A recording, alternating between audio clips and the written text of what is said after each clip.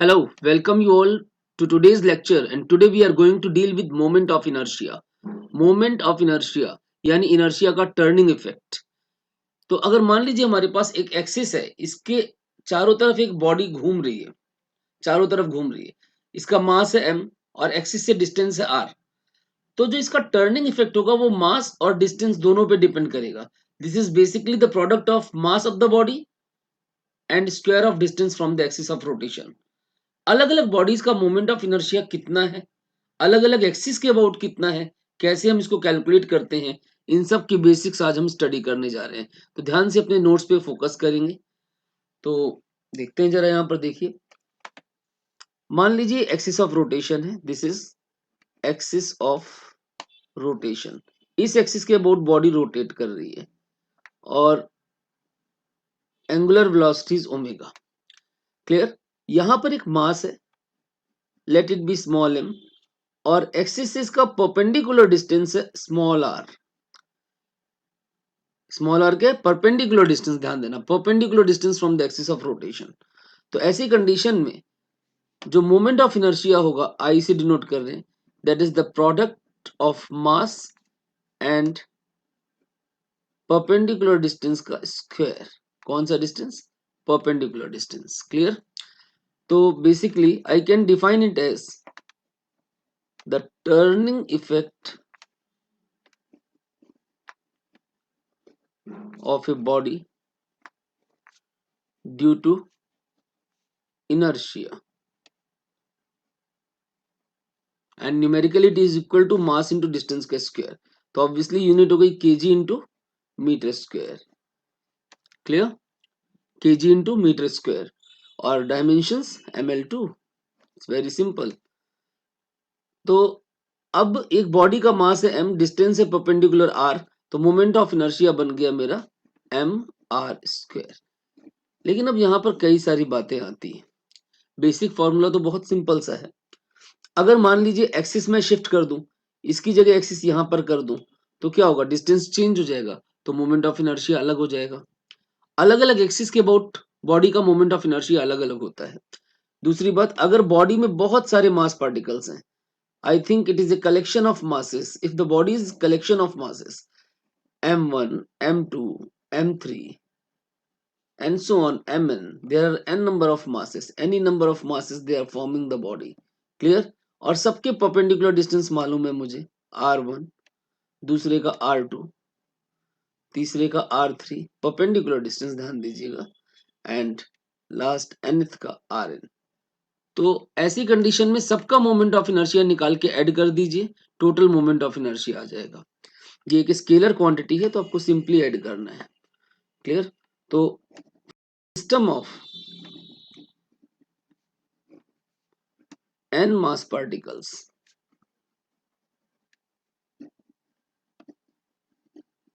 जो moment of inertia है MOI will be the sum of all of them. पहले का m1r1 स्क्वायर, दूसरे का m2r2 स्क्वायर, तीसरे का, चौथे का, and up to last mnrn square. And I can write it as summation mi square, and I goes from 1 to n. This is moment of inertia for a n particle system. Clear. n particle system का moment of inertia क्या हो गया? Sum of all mr square. Clear. अब अगर body में बहुत सारे masses थे, m1 m2 m3 mn, सबका मोमेंट ऑफ इनर्शिया मैंने ऐड कर दिया, टोटल मोमेंट ऑफ इनर्शिया आ गया. अब सपोज करो मेरे पास एक एग्जांपल है कि मेरे पास ये स्क्वायर है और स्क्वायर के कॉर्नर्स पे बहुत सारे मासेस हैं, पॉइंट मासेस हैं. ध्यान दीजिएगा, they are all point masses, m 2m 3m.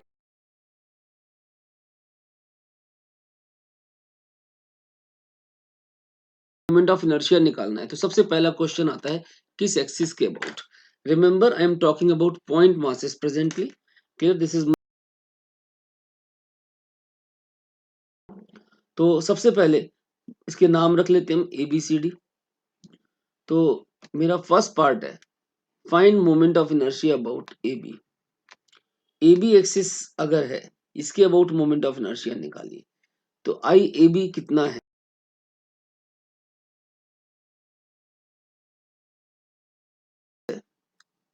कोई सा भी ले लो, पहला मैंने ए से स्टार्ट किया। तो ए का मास है 3m, इसका डिस्टेंस एक्सिस से कितना है? 0। भाई एक्सिस पे ही लाई कर रहा है ना, एक्सिस पे ही लाई कर रहा है, तो इसका मोमेंट ऑफ इनर्शिया क्या होगा? 3m इंटू डिस्टेंस का स्क्वायर। दूसरी बॉडी बी पर m, इसका भी डिस्टेंस 0 है, ध्यान दीजिएगा एक्सिस से परपेंडिकुलर डिस्टेंस। तीसरा मास है सी पर 2m, और इसका डिस्टेंस है साइड ऑफ द स्क्वायर जो ए दे रखी है आपको क्वेश्चन में। क्लियर? तो ए का स्क्वायर। चौथी बॉडी है 4m, और इसका भी परपेंडिकुलर डिस्टेंस ए है, तो ए का स्क्वायर। तो this turns out to be 0 plus 0 plus 2ma square plus 4ma square, और अगर हम इनको सम कर लें तो ये वैल्यू आती है 6ma square. This is the moment of inertia of this body about axis A B. Clear? समझ में आता है? सेकेंड पार्ट देखते हैं। सेकेंड पार्ट में कहता है about axis B D. B D के अबाउट निकालिए, बी डी के about moment of inertia. B D क्या है? ये डायगोनल है बी डी। अब आप देखो इस एक्सिस पे कौन कौन आ रहा है? बी और डी। तो बी और डी एक्सिस पे आ रहे हैं, इनका मोमेंट ऑफ इनर्शिया 0 हो जाएगा, और ए का जो परपेंडिकुलर डिस्टेंस है वो डायगोनल का आधा होगा, और सी का भी परपेंडिकुलर डिस्टेंस डायगोनल का आधा होगा। तो देखिए moment of inertia of A is what? 3m, और डिस्टेंस इज डायगोनल का हाफ। अब आप बताइए अगर ये स्क्वायर है ए, तो डायगोनल क्या होगा? a√2, और उसका आधा तो कितना हुआ? a/√2। तो दिस इज a/√2 का स्क्वायर। क्लियर? तो ए का मोमेंट ऑफ इनर्शिया हो गया 3m mass into perpendicular distance is a/√2 का होल स्क्वायर। बी का मोमेंट ऑफ इनर्शिया हो गया 0। सी का मोमेंट ऑफ इनर्शिया हो गया 2m, और परपेंडिकुलर डिस्टेंस इसका भी डायगोनल का हाफ ही है, a/√2 का होल स्क्वायर। और डी पर फिर से 0, क्योंकि डी भी एक्सिस पे लाई कर रहा है। अब आप इनको ऐड कर दीजिए, तो ऐड करने पर आंसर आता है 5m a²/2, है ना। This is the moment of inertia of the body. I think it's clear. ध्यान से देखिए यहाँ तक। अब इस तरह कोई भी एक्सिस हो, मैं आपसे बोलूं C D, A D, B C, हर एक एक्सिस के अबाउट आप मोमेंट ऑफ इनर्शिया निकाल सकते हैं। आई think it's clean till this point. ध्यान से फोकस करिए अपने नोट्स पे और इतना कॉपी करिए पहले। Is it clear? ये जो आपने पढ़ा एकदम बेसिक बातें हैं मोमेंट ऑफ इनर्शिया की, जो आप याद रखेंगे कि सिंपली इट इज मास और स्क्वायर ऑफ डिस्टेंस का प्रोडक्ट, और अलग अलग एक्सिस के अबाउट मोमेंट ऑफ इनर्शिया की वैल्यू अलग अलग होती है। तो नेक्स्ट इसके बाद हम पढ़ना चाहते हैं रेडियस ऑफ गायरेशन। एक इंपॉर्टेंट टर्म है जिसका हम काफी यूज करेंगे आगे अच्छे अच्छे क्लास ऑफ क्वेश्चंस के अंदर। मान लीजिए मेरी बॉडी है और इसके अंदर बहुत सारे मास पार्टिकल्स हैं, बहुत सारे मास पार्टिकल्स हैं। अब मोमेंट ऑफ इनर्शिया कैसे निकालते हैं? सबका मोमेंट ऑफ इनर्शिया निकाल लीजिए और सबको ऐड कर दीजिए। अब ये बॉडी इस एक्सिस के अबाउट रोटेट कर रही है। It is collection of a number of particles. This body is collection of a number of particles and I want to find out moment of inertia. I want to find out its moment of inertia. तो एक तरीका तो ये सारे masses का moment of inertia add कर दो, और दूसरा अगर इसको मैं सिंगल यूनिट मानूं कैपिटल एम मास की, तो इसका इफेक्टिव डिस्टेंस क्या होगा एक्सिस ऑफ रोटेशन से? इस बॉडी का इफेक्टिव डिस्टेंस सेंटर ऑफ मास से बेसिकली इफेक्टिव डिस्टेंस क्या होगा एक्सिस ऑफ रोटेशन का? Perpendicular distance, that is called radius of gyration. इसको सिंबल दिया हमने कैपिटल की। Clear? It is the effective distance and obviously perpendicular distance of center of mass of body from the axis of rotation। Clear? हम ऐसा मान सकते हैं कि ये बॉडी इस डिस्टेंस पर, इस पॉइंट के अबाउट इस डिस्टेंस पर एक सिंगल यूनिट की तरह रोटेट कर रही है। रोटेट कर रही है, गायरेट कर रही है, एक ही बात होती है, तो इसीलिए हमने गायरेशन बोला है, सिंगल यूनिट की तरह। It is assume that body rotates as a single unit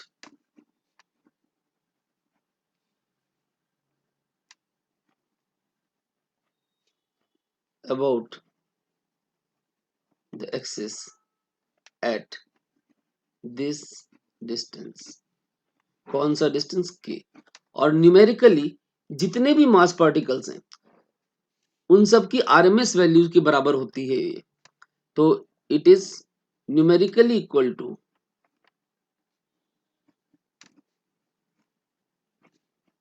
the RMS value. RMS का फुल फॉर्म होता है रूट मीन स्क्वायर, याद रखिएगा, root mean square. It is numerically equal to the RMS value, ये root mean square value of perpendicular distances of individual mass particles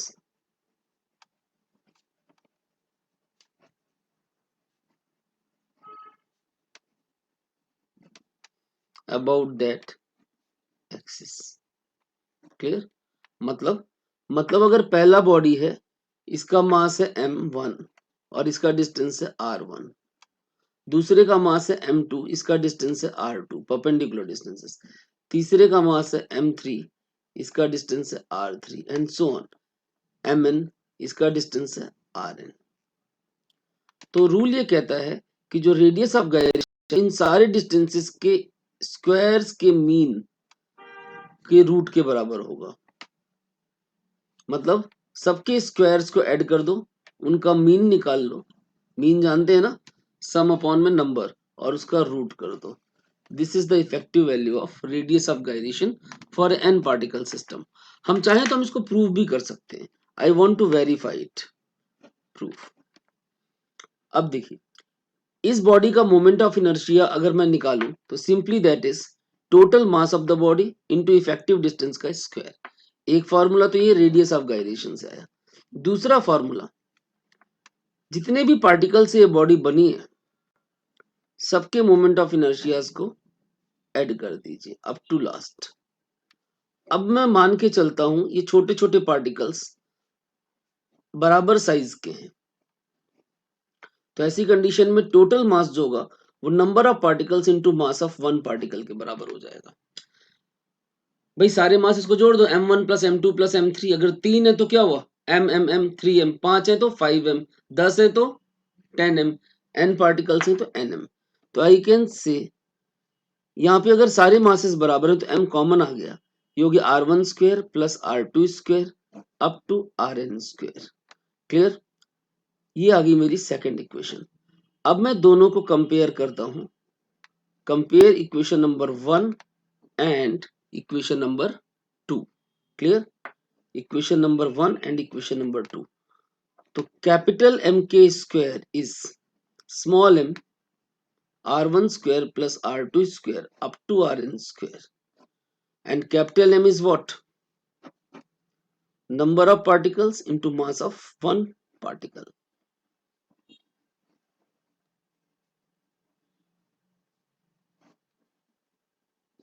अभी small m cut गया।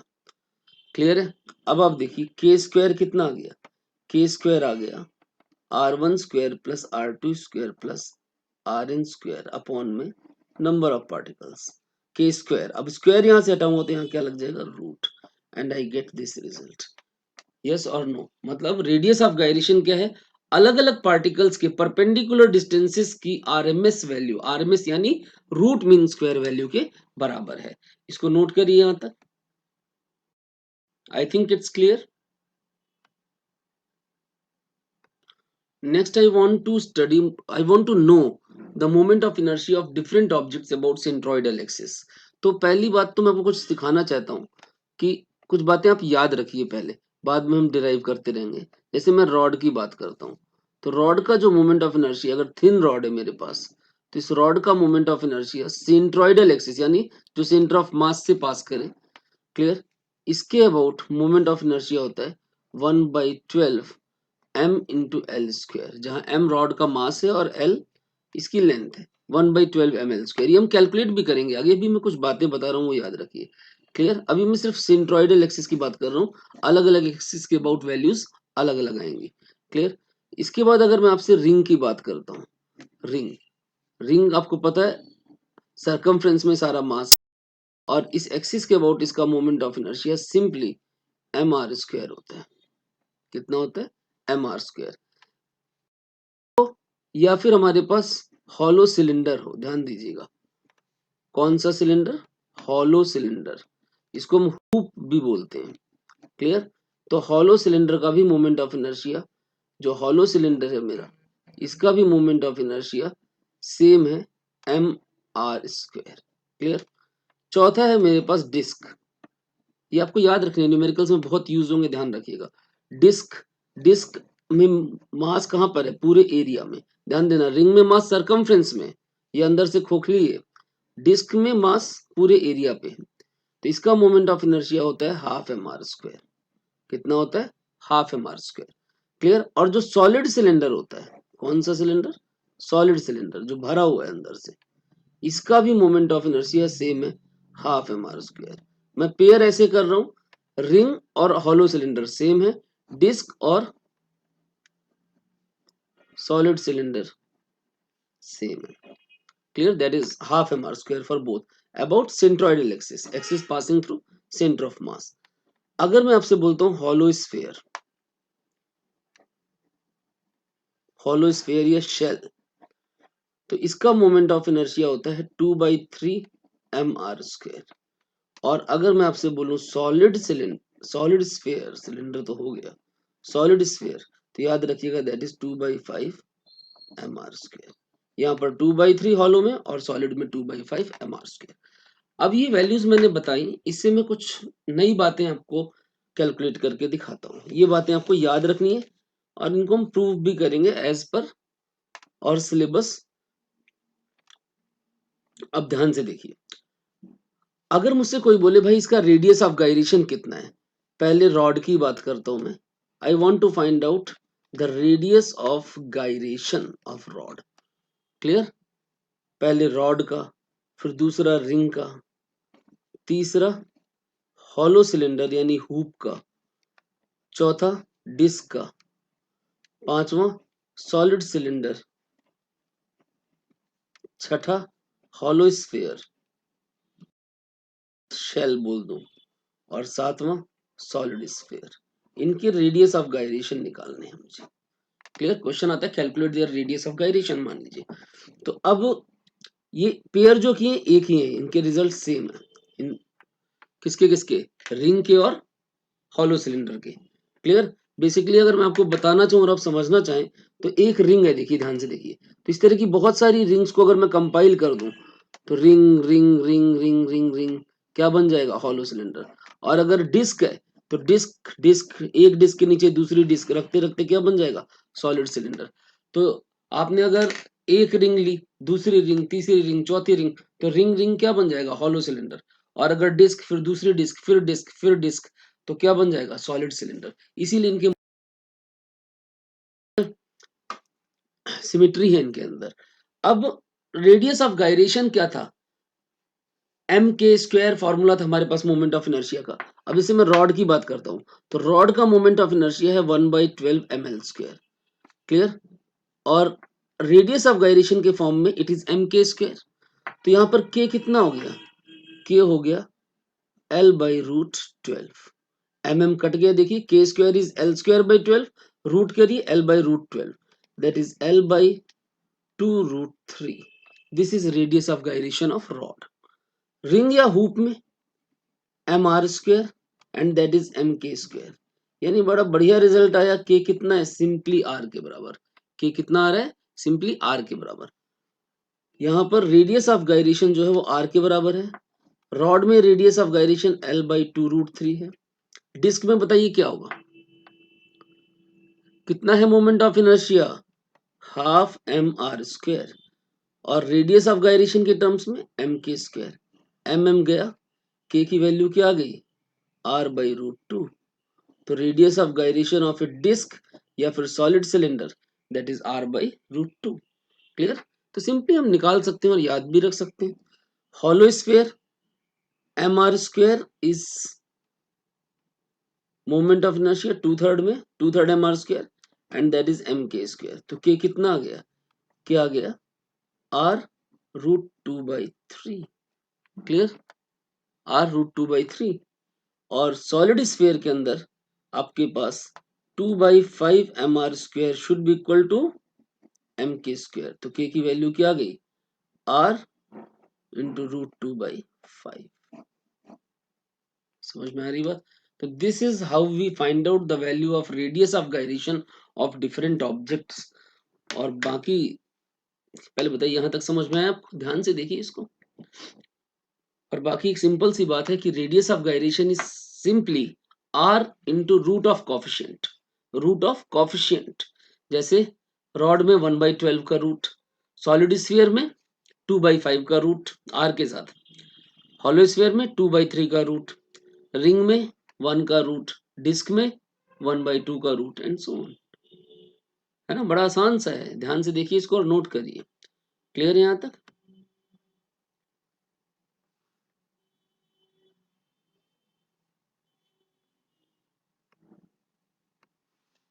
Next I want to discuss about parallel axis theorem and perpendicular axis theorem.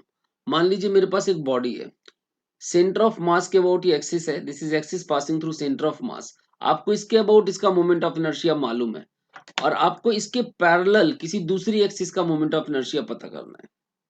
एक axis पे पता है, इसके parallel दूसरी axis पे पता करना है, या इसके परपेंडिकुलर दूसरी एक्सिस पे पता करना है। तो for that purpose we use parallel axis theorem and perpendicular axis theorem. तो पहले मैं पैरेलल एक्सिस थ्योरम की बात करता हूँ। अगर ये मेरे पास बॉडी है और इसका मास है m और ये इसकी सेंट्रोइडल एक्सिस है, सेंट्रोइडल एक्सिस का मोमेंट ऑफ इनर्शिया आपने याद कर लिया है, आपको पता होना चाहिए, ये पता है अगर आपको, और आपको पैरेलल एक्सिस का मोमेंट ऑफ इनर्शिया पता करना है, तो इन दोनों के बीच में कितना डिस्टेंस है, परपेंडिकुलर डिस्टेंस। कौन सा डिस्टेंस? Perpendicular distance. तो moment of inertia is the sum of this centroidal जो आपको पता है and product of mass of the body with square of distance between the two axis. Clear? तो इस पे हम जरा फोकस करते हैं, ध्यान से देखिए आप अपने नोट्स पे। Clear? I am talking about parallel axis theorem. Suppose this is a body whose mass is already known m and this is its center of mass. Centroidal axis is the perpendicular axis passing through center of mass perpendicular to the plane of the body। यहाँ पर इसका moment of inertia मुझे already मालूम है, I G बोल दिया given, या G is basically for centroid. Clear? Suppose करिए this is summation M I R I square, general formula लिखा मैंने I1 to n। क्लियर? ये आपको पहले से पता है, जो भी वैल्यू, स्फीयर होगा सॉलिड तो 2/5 mr स्क्वायर, रॉड होगा तो 1/12 ml स्क्वायर। अब आपको पता करना है इसके पैरेलल किसी दूसरी एक्सिस के अबाउट मोमेंट ऑफ इनर्शिया। तो इसके पैरेलल एक दूसरी एक्सिस है, this is I through P, P यानी parallel axis, and I want to find out and perpendicular distance between the two axes is d। तो parallel axis theorem this says that, it says that ip is ig plus md square। Simple, mass of the body और इन दोनों axis के बीच के distance के square को multiply करके add कर देंगे सेंट्रोइडल एक्सिस के मोमेंट ऑफ इनर्शिया के साथ, तो पैरेलल एक्सिस का मोमेंट ऑफ इनर्शिया आ जाएगा। तो डेफिनेशन तो सिंपल हो गई, moment of inertia of a body about any axis parallel to the centroidal axis is sum of moment of inertia of body about centroidal axis and product of what? किसका product? Product of mass of body with square of distance between two axis. Clear? मतलब मास और square of distance का product, उसको सम किसके साथ करना है? Centroidal axis के साथ। याद रखेंगे इस बात को। And if you want you can verify it, we can also apply it. तो पहले प्रूफ कर लेते हैं, फिर इसको अप्लाई करते हैं अलग अलग कॉन्सेप्ट्स के अंदर। बहुत इंटरेस्टिंग थ्योरम है, ध्यान से देखिएगा। मैं एक पार्टिकल ले लेता हूं यहां पर, कोई भी general particle m, ith particle, I से मतलब आपको पता है m1 m2 m3 अलग अलग पार्टिकल्स हो सकते हैं, मैंने एक कोई पार्टिकल लिया, इसका डिस्टेंस यहां से ri, सेंट्रोइडल एक्सिस से डिस्टेंस ri। अगर ये मास mi है और डिस्टेंस ri है तो मोमेंट ऑफ इनर्शिया हो गया mi ri स्क्वायर 1 से लेके n तक। अब अगर सेंट्रोइडल से डिस्टेंस ri है तो पैरेलल एक्सिस से डिस्टेंस क्या होगा, ri प्लस डी। तो कंसीडरेशन वगैरह लिखने के बाद हम लिखेंगे moment of inertia of body about parallel axis, parallel से मतलब parallel to centroid, that will be mass और डिस्टेंस का स्क्वायर। डिस्टेंस क्या है पैरेलल से ri और प्लस में डी एक्स्ट्रा, ri प्लस में डी, तो mi ri प्लस डी का whole square. Clear? And sum करूंगा सारे पार्टिकल्स के लिए 1 से लेके n तक। इतना तो बिल्कुल क्लियर है भाई, मास और डिस्टेंस कितना हो गया आर आई प्लस डी, तो मास इंटू डिस्टेंस का स्क्वायर। अब होल स्क्वायर ओपन करना आपको आता है, ये समीशन विशन बाद में लगा लेंगे, पहले आप सिंपल फॉर्म में कर लीजिए। एम आई कितना हो गया बोलो, are I square plus D square plus 2 R I D. अब 1 से n तक सम करना है, ओपन करिए I 1 to n, M I R I square, I means ith particle, 1 2 3 particle vary करेंगे, प्लस में समीशन 1 से n, हर एक टर्म में आएगा। देखिए पहला हो गया इन दोनों का product M I R I square, फिर अगला हो गया एम आई इंटू डी का square plus M I into 2 R I D, तो 2 M I R I D and I 1 to n। Clear? यहां पर ये आई वाली टर्म वेरिएबल है, डी कांस्टेंट है, ये आई वाली टर्म्स वेरिएबल है और डी कांस्टेंट है, तो मैं इसको लिख सकता हूं summation M I R I square plus D square into sum of all the masses 1 to n। Clear भाई? सारे मासेस का सम डी बाहर निकाल लिया, और सारे मासेस का सम क्या होगा, total mass of the body. और ये term, this term is zero, it is the torque due to weight about centroidal axis, torque due to weight about centroidal axis is always zero. Clear? इसको अभी देखते हैं, पहले ये चीज देखते हैं। ये अगर आप पहचान रहे हो तो this is same I G, तो this is the given moment of inertia about centroidal axis, plus में डी स्क्वायर इंटू सारे मासेस का sum is total mass of the body and that term is zero. तो मेरे पास formula आ गया I P is equal to I G plus में M D square, this is the moment of inertia about parallel axis. Clear? अब देखिए यहां पर ये जो टर्म है 2d into summation mi ri, this is always zero for all particles because this is turning effect of body, turning effect of body due to its weight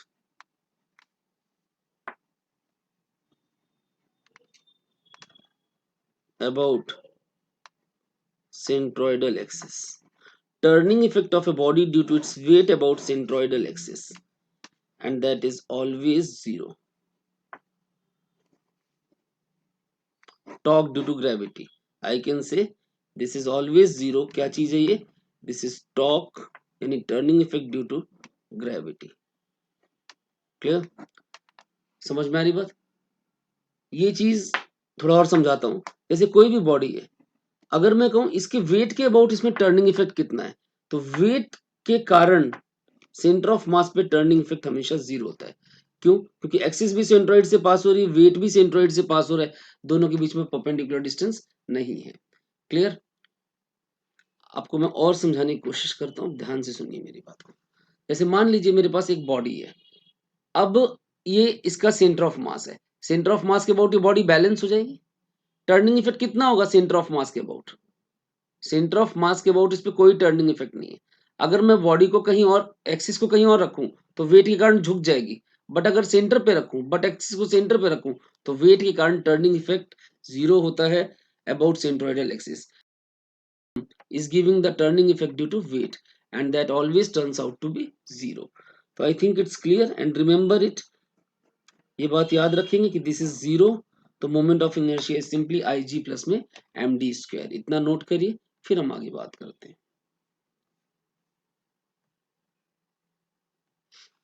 अब कुछ examples देखते हैं हम।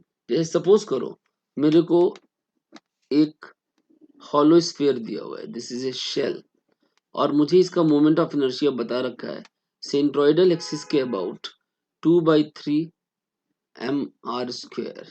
What is the value? 2/3 mr square, this is given to you, and पूछ रहा है find moment of inertia about tangent, पहला shell के लिए और दूसरा सॉलिड स्फीयर के लिए। This is a solid sphere, moment of inertia is 2/5 mr square। कह रहे हैं इनका मोमेंट ऑफ इनर्शिया निकालिए दोनों का आप टेंजेंट के अबाउट। तो अब देखिए फर्स्ट पार्ट सॉल्यूशन करते हैं। First shell centre of mass के अबाउट है 2/3 mr square, और tangent is at a perpendicular distance of r, r is radius, है ना, यहां से सेंटर से टेंजेंट का डिस्टेंस कितना है? r के बराबर। तो अब I through tangent I want to find out. Parallel axis theorem बोलती है IP is IG plus md square. अब देखिए IG क्या है? 2/3 mr स्क्वायर, और md कितना है? r whole square. This becomes 2/3 mr square plus mr square, तो कितना हो गया? ऐड कर लीजिए, 5/3 mr स्क्वायर, और ये कौन सी एक्सिस है? Tangent. This is moment of inertia of shell about tangent. Clear? इसी तरह अगर मैं सेकंड पार्ट सॉल्व करना चाहूं, किसके लिए? सॉलिड स्फीयर के लिए। तो अब यहां पर मोमेंट ऑफ इनर्शिया पता करना है मुझे, तो again I apply the theorem I G plus M D square, that is I through tangent. तो I G for solid sphere is 2/5 mr square. Solid sphere का मोमेंट ऑफ इनर्शिया जो centroid पे है वो कितना है? समझ में आ रहा है आपको? ध्यान से देखिए, सेंट्रॉइड पे कितना है? 2/5 mr स्क्वेयर प्लस में m into distance is again r, इन दोनों के बीच का डिस्टेंस कितना है? r। तो दिस बिकम्स 7/5 mr स्क्वायर। इस तरह आप किसी भी बॉडी में इसको अप्लाई कर सकते हैं। मान लीजिए मेरे पास एक तीसरा एग्जांपल है रॉड का। रॉड का moment of inertia centroidal axis के अबाउट होता है 1/12 ml स्क्वायर, और वो बोलता है आपसे क्वेश्चन में कि टेंजेंट के अबाउट कितना होगा या एज के अबाउट कितना होगा। I about edge of rod, तो सेंट्रोइड के पैरेलल है, डिस्टेंस कितना है? कितना है? रॉड की लेंथ अगर l है तो ये डिस्टेंस लेंथ का आधा होगा, l/2। तो I through edge should be what? I G plus M D square. I G कितना है बोलो? 1/12 ml square plus M D का स्क्वायर, डी कितना है? l/2। तो this becomes 1/12 plus 1/4 ml square comes out as common, and this becomes 1/3 ml square. कितना बन गया? 1/3 ml स्क्वायर। समझ में आती है बात? इतना याद रखना है। अब सपोज करिए आपसे क्वेश्चन दिया है कि यही मेरे पास एक स्फीयर है, solid sphere. This is a question, this is a solid sphere.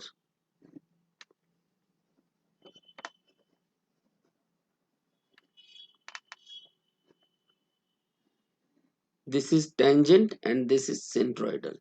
कह रहे टेंजेंट के अबाउट मोमेंट ऑफ इनर्शिया है 50 kg मीटर स्क्वायर, सेंटर के अबाउट कितना होगा? और इसका जो रेडियस है r, दैट इज 2 मीटर, और इसका मास जो है दैट इज 5 kg। मान लीजिए कुछ भी मास है 5 kg। तो अगर टेंजेंट के अबाउट आपको दिया हुआ है, मास कुछ भी हो सकता है, don't take the value because वो उससे मैच करनी चाहिए। रेडियस 2 मीटर है, क्लियर, और पूछा किसके अबाउट है? सेंट्रॉइड के अबाउट। तो हमें मालूम है I tangent is I G plus M D square. अब आप ये देखिए, पहले टेंजेंट का मोमेंट ऑफ इनर्शिया होता है कितना? 7/5 mr स्क्वायर। कितना होता है? 7/5 mr स्क्वायर दैट इज 50 है ना, यानी mr स्क्वायर की वैल्यू क्या हो गई 50/7। mr स्क्वायर की वैल्यू आ गई 50/7 इंटू 5, तो 250/7। समझ में आ रहा है आपको भाई? 7/5 mr स्क्वायर इज 50, टेंजेंट का दिया हुआ है आपको, क्लियर? तो mr स्क्वायर क्या आ गया 50 इंटू 5/7। अब हमारे पास रेडियस दिया हुआ है 2 मीटर, तो यहाँ से बॉडी का मास आ जाएगा, तो हम अपनी मर्जी से मास नहीं ले सकते यहाँ पर। तो रेडियस दिया हुआ आपके पास, मास दिया हुआ है कितना, मास फाइंड आउट करना है, तो मास हो गया 250/7 इंटू रेडियस का स्क्वायर। तो 250/7 इंटू रेडियस कितना है 2, तो 2 का स्क्वायर क्या हो गया 4, तो 250/28। This is the mass of the body, this is the mass of the body. अब मोमेंट ऑफ इनर्शिया पूछा हुआ है आपसे सेंट्रॉइड के अबाउट, तो एक तो तरीका ये हो गया आपके पास, आई जी इज, ये हमें मालूम है 2/7 है, तो ये कितना है 2/5 mr स्क्वायर, हम यहाँ पे सॉल्व भी कर सकते हैं, क्लियर? सॉल्व करके भी दिखा सकते हैं कि this is 2/7 minus mr square, this is 2/5 mr square. तो आपके पास ये मोमेंट ऑफ इनर्शिया कितना होना चाहिए 2/5 mr स्क्वायर। मास पूछा हो तो ये निकाल लिया, बाकी mr स्क्वायर की वैल्यू हमें मालूम है, तो मोमेंट ऑफ इनर्शिया कितना होगा 2/5 mr स्क्वायर का प्रोडक्ट इज 250/7। तो आप इसको सॉल्व कर सकते हैं, दिस विल बिकम 50 इंटू 200, 100/7 कितना आ जाएगा 100/7 kg मीटर स्क्वायर। समझ में आती बात? तो जो भी बात आपसे पूछी हो you can calculate that thing. समझ में आता है आपको? एक बार फिर बोलता हूँ, सॉलिड स्फीयर का मोमेंट ऑफ इनर्शिया इस क्वेश्चन में आपको टेंजेंट के अबाउट दे रखा है। हमें मालूम है टेंजेंट इज 7/5 mr स्क्वायर, तो यहाँ से मैंने mr स्क्वायर की वैल्यू निकाल ली। सेंट्रॉइड का पूछा है, सेंट्रॉइड का कितना होता है, टेंजेंट था 7/5 mr स्क्वायर, सेंट्रॉइड है 2/5 mr स्क्वायर, तो 2/5 mr स्क्वायर की वैल्यू निकाल लीजिए, आपका मोमेंट ऑफ इनर्शिया आ गया। आप पैरेलल एक्सिस से भी निकाल सकते हैं, सॉलिड स्फीयर है तो वैल्यूज अगर हमें याद हैं तो वहां से भी निकाल सकते हैं। आई थिंक इट्स क्लीन, नोट करिए यहाँ तक, और कोई डाउट है तो पूछिए।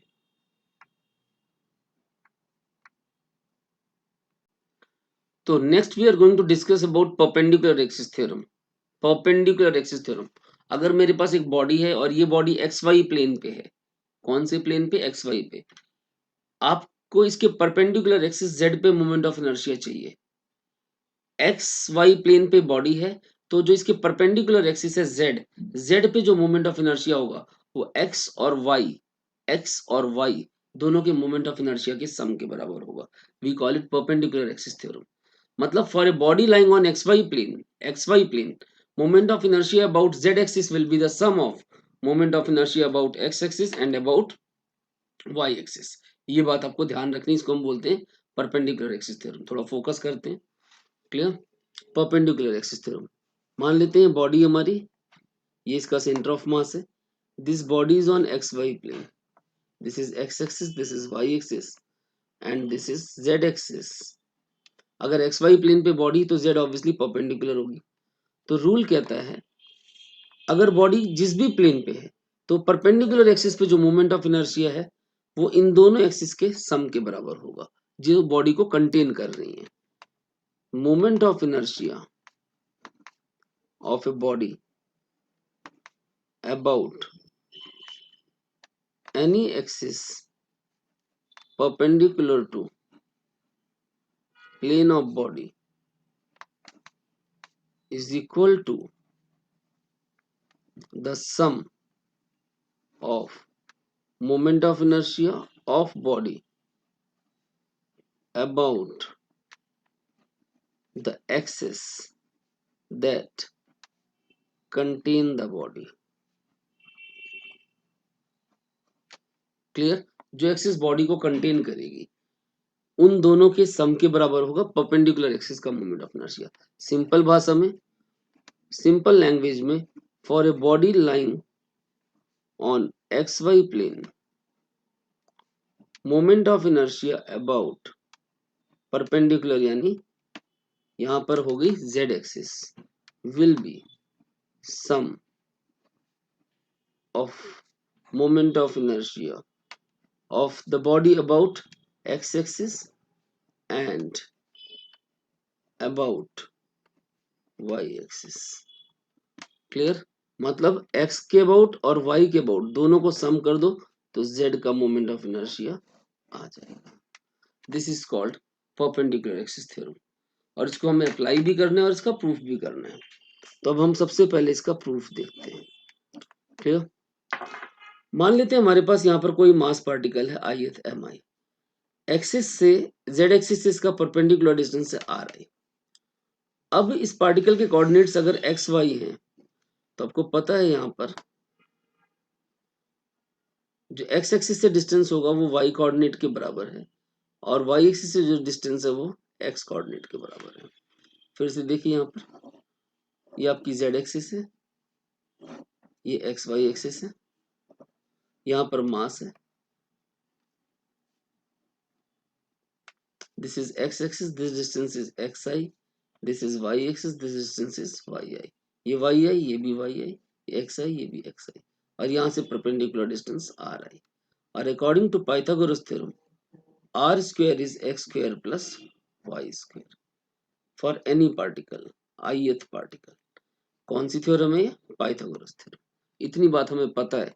अब हमें निकालना है moment of inertia of body about z axis. अब आप बताइए z के अबाउट मोमेंट ऑफ इनर्शिया क्या होगा? Summation M I R I square, हमारा basic formula I1 to n। कोई डाउट? क्लियर है? Summation M I R I square I1 to n। अब हम वैल्यू पुट करते हैं I1 to n summation M I R I square. R I कितना है? X I square plus Y I square. तो ये हो गया summation M I X I square plus summation M I Y I. Open कर दिया X square और अगला Y square. I1 to n, I1 to ये जो एम आई एक्स स्क्वायर है M I into X I square M X square, ये है moment of inertia about Y axis और जो वाई स्क्वायर वाला है that is moment of inertia about X axis. क्यों? एक्स से जो परपेंडिकुलर डिस्टेंस होगा वो वाई है और वाई से जो परपेंडिकुलर डिस्टेंस है वो एक्स है। वाई एक्सिस से परपेंडिकुलर डिस्टेंस मास का क्या है? एक्स। और एक्स से जो परपेंडिकुलर डिस्टेंस है वो वाई है। और हमारे पास रिजल्ट आ गया है कि I Z is I X plus I Y and this is proved. Clear? ध्यान से नोट्स पे फोकस करिए, इसको लिखिए, फिर हम आगे बढ़ते हैं। तो let us focus on to some examples. मान लीजिए मेरी डिस्क है, this is a disc, centre के अबाउट इसका मोमेंट ऑफ इनर्शिया है 1/2 mr²। क्लियर? सेंट्रोइडल एक्सिस के अबाउट इसका मोमेंट ऑफ इनर्शिया है 1/2 mr²। ये हमें पहले से पता है। क्वेश्चन है find moment of inertia of body about diameter. अब डायामीटर क्या है? डायामीटर तो ये है जिसके परपेंडिकुलर, चाहे इधर से ले लो कहीं से भी ले लो, ठीक है। अबाउट डायामीटर, तो ट्राई करते हैं। हम मान लेते हैं जो हमारी डिस्क है that is on X Y plane. अगर डिस्क एक्स वाई प्लेन पे है, इधर देखिएगा ध्यान से, एक्स वाई प्लेन पे, तो एक्स और वाई दोनों ही डायामीटर है भाई, एक्स भी डायामीटर है और वाई भी डायामीटर है। और जेड क्या है? जेड इसके परपेंडिकुलर ऊपर की तरफ या नीचे की तरफ, this is Z. Clear? This is Z. I think it's clean, समझ में आ रहा है आपको? दिस इज जेड, ठीक है। अब देखिए according to perpendicular theorem I Z is I X plus I Y. अब एक्स भी डायामीटर है और वाई भी डायामीटर है, दोनों ही डायामीटर है और जेड इसके परपेंडिकुलर ये वाला है 1/2 mr², जो हमें पहले से पता है। तो दोनों डायामीटर हैं, आई डायामीटर का डबल हो गया एंड दैट इज 1/2 mr²। अब आप बताइए डायामीटर कितना आएगा? 2 को नीचे ले जाओ इधर, 1/4 mr²। This is moment of inertia of disc about diameter. Clear है? यहाँ तक समझ में आता है आपको? अब देखिए यहाँ पर अगर मेरे को यही क्वेश्चन दिया होता रिंग में, question next, this is a ring, इसका मोमेंट ऑफ इनर्शिया है mr² सेंट्रोइड के अबाउट और इसका डायामीटर पता करना है। तो अब आप फिर से सेम कॉन्सेप्ट पे जाइए। रिंग मेरी कौन से प्लेन पे, एक्स वाई पे, तो एक्स और वाई दोनों का सम z के बराबर है और z हमें मालूम है परपेंडिकुलर वाली एम आर स्क्वायर। अब x भी डाया है, y भी डाया है, तो ट्वाइस ऑफ डाया, यानी डायामीटर का मोमेंट ऑफ इनर्शिया बन गया हाफ एम आर स्क्वायर। ये किसके लिए है, रिंग के लिए, और ये वाला पहले वाला किसके लिए था, डिस्क के लिए। आई थिंक इट्स क्लीन, समझ में आता है आपको। तो रूल ये कहता है कि अगर कोई भी बॉडी एक्स वाई प्लेन पे है तो एक्स और वाई दोनों के मोमेंट ऑफ इनर्शिया का सम इनके परपेंडिकुलर जो तीसरी एक्सिस है प्लेन के, जेड जो बाहर की तरफ आ रही है या अंदर की तरफ जा रही है, perpendicular to the plane, X Y plane पे बॉडी है तो एक्स और वाई दोनों का सम जेड के मोमेंट ऑफ इनर्शिया के बराबर होगा। This is the method you can apply to calculate moment of inertia about any axis perpendicular to the centroidal axis. I think it's clear। यहाँ तक देखिए, नोट्स को फोकस करिए। तो आपने स्टडी किया मोमेंट ऑफ इनर्शिया क्या होता है n पार्टिकल्स के लिए, सारे पार्टिकल्स के moment of inertia sum summation mi/ri square 1 to n। उसके बाद आपने देखा रेडियस ऑफ गायरेशन और अलग अलग ऑब्जेक्ट्स का रेडियस ऑफ गायरेशन हम कैसे निकालते हैं। क्लियर है। नेक्स्ट आपने पढ़ा कि पैरेलल एक्सिस थ्योरम क्या है, परपेंडिकुलर एक्सिस थ्योरम क्या है, और इसको हम अलग अलग ज्योमेट्रिक फिगर्स में कैसे अप्लाई कर सकते हैं to find out moment of inertia about different axis of rotation. तो इट्स सफिशिएंट फॉर टुडे। इसके आगे हम कैरी आउट करेंगे अपने नेक्स्ट लेक्चर में। क्लियर है यहाँ तक, ध्यान से देख लीजिए अपने नोट्स को, कोई डाउट है you can ask again. Clear, आप दोबारा रिप्ले करके इसको देख सकते हैं, स्लाइड को आप मुझसे कंसल्ट कर सकते हैं और बहुत ध्यान से पढ़िए, it's a very important chapter.